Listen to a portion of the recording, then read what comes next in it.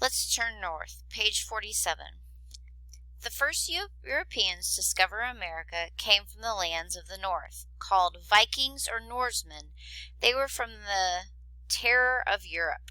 Their ships were fast, their seamen brave and bloodthirsty. Viking means sea raider or pirate, but not all Vikings were pirates. Most were farmers who kept cattle and sheep. Historians think that during the 9th and 10th centuries, their homelands in Scandinavia became crowded, so Vikings set out for other places. Some sailed in search of loot, but others looked for fair lands and good fishing. Page 48. The first Viking ship arrived in America by mistake. A Norse sailor was on his way to Greenland when the wind blew him off course. We think that was the year 986. He went home and told his people what he had seen. One of his friends, Leif Erikson, decided to explore the new land. Leif was called Leif the Lucky and was the son of Eric the Red, a famous explorer who had discovered Greenland and had red hair. Leif landed in a place he named Vinland because it had wild vines. Vinland was probably Newfoundland, which is now part of Canada. The vines were most likely berry bushes, not grapevines as people once thought. How do we know that? Historians have many ways of finding out about the past. Like detectives, they search for clues. They use tools to help them solve mysteries. Archaeology is one tool. Literature is another. Anthropology is another. Zoology is one more. Top of page 49. In 1961, archaeological diggers found a Norse settlement on the northern coast of Newfoundland. It proved that Vikings once lived in America.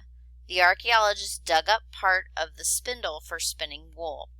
Now they knew that women had lived in the settlement. Why would a spindle tell them that? Second paragraph.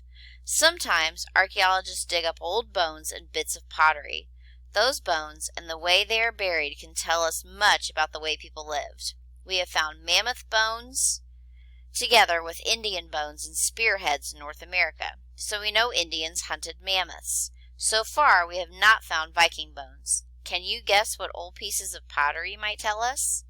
Literature helps us with clues about history. A very old book, The Saga of the Greenlanders, relates to the story of Leif and his voyage. It gives exact dates. The dates match the archaeologists' findings. Anthropology is the study of people and how they develop. Anthropologists study fossils and living people. They study history, languages, and the ways people live. Anthropology is very helpful in understanding the past. Zoology is the science of animal life. Can that help historians? You bet. When diggers found a strange sea snail in the Viking settlement, they gave it to zoologists to study.